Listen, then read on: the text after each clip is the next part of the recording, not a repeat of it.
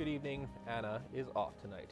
With the limited supply of influenza vaccines in both Alberta and Saskatchewan, our local health region is changing their approach when it comes to giving out flu shots. Starting this weekend, only children between 6 to 5 years old and pregnant women will be allowed to get the vaccine. In addition, Prairie North Health has added some new clinics this week. The Meadow Lake Public Health Office will be open on Monday from 1 to 5 p.m. and the Lloydminster Public Health Office at the Co-op Plaza will be open for a drop-in clinic on Wednesday, January 15th from 1 to 4 p.m. For a full list of flu clinics in your area, visit pnrha.ca.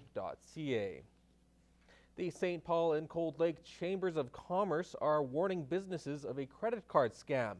A business in St. Paul has been hit by it, and there are rumors of others. Fraser Snowden has more.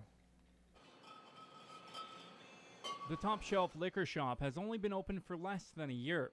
Manager Scott Labrie says credit card fraud can really hurt your bottom line, especially when you're first starting out. Really hurts us because we're still a new business, and especially in St. Paul where there is quite a few liquor stores that we're trying to compete as much as we can, and if we're losing money, that's definitely not good.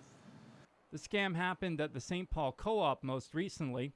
The method, distracting the cashier while they trigger the keypad to manual and type in a 16-digit credit card number.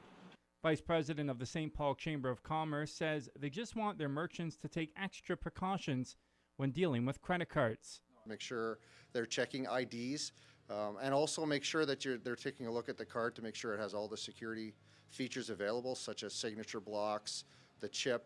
Top Shelf Liquor just received the warning Thursday, but has already started reviewing all credit receipts. If you look at it, it'll say manual entry and it'll produce a line for a signature, and then at that time, if you see it's manual, you should move the product out of the way and then say to the customer that it's something's wrong with the card, and then inform the police right away. St. Paul RCMP says this is not just a warning for the merchants, though. If you are issued a credit card that you don't want, again, cut it up so that it doesn't end up somewhere it should not. If you're offered something over the phone that you didn't ask for, do not give your credit card number out or any type of authority for someone to use it. If you would like more information on how to prevent this scam, you can visit antifraudcenter.ca. In St. Paul, Fraser Snowden, Newcap News. Some Border City music students spent the day collecting bottles and cans as they try to raise money for a major band trip in May. It has to go in a separate one. The green ones have to go in separate than the others, sorry. The grade 11 and 12 symphonic band from Lloyd Comp is planning to go to Vancouver to perform at the Heritage Festival. But to get there, they're going to need at least $32,000. If everything goes well, we're going to meet that. It's going to be close. We're hoping possibly maybe some corporate donations. So this goes a long ways. The community's been more than generous, as you can see all the cans and bottles out there. 46 students are going on the trip, along with around 5 helpers, plus their music teacher. We're really excited to go to Vancouver. Last year we took a big trip as well, and we did lots of fundraising, but this trip is even bigger. If you want more information on how you can help or donate, contact Brian Wyatt at 780-808-9275.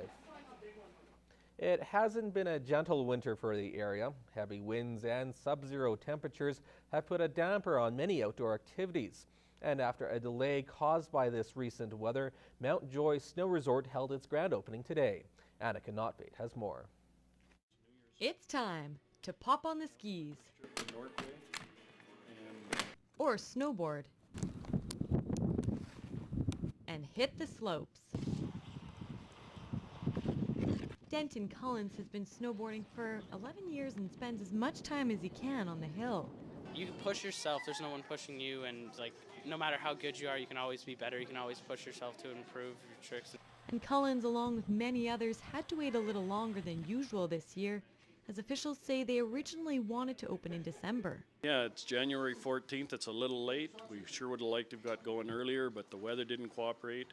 Now the kids here today haven't been complaining about being cold at all. It's been a very warm day for the grand opening. When talking to the ski instructor about those days that are cold, she says keeping warm is common sense.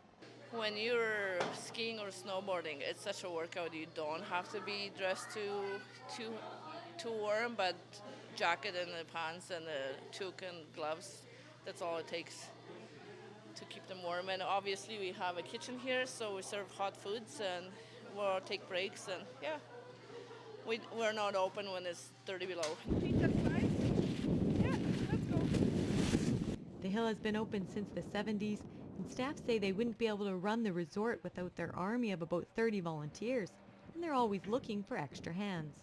We need 12 people every day, 8 qualified and 4 that can do as they're told almost to operate the hill. There's a lot of facets to it, from preparing the slopes to the lifts to the rental building to the concessions to the ski patrol and the lessons and instructors. For volunteers like Collins, he says his passion for snowboarding makes him want to share it with others. Well, just getting people interested in the sport it's great. Like, snowboarding is a new sport, so if you can get more people going in it, advance more, you can get like more things, bigger sport. Anna Kanafe, Newcap News.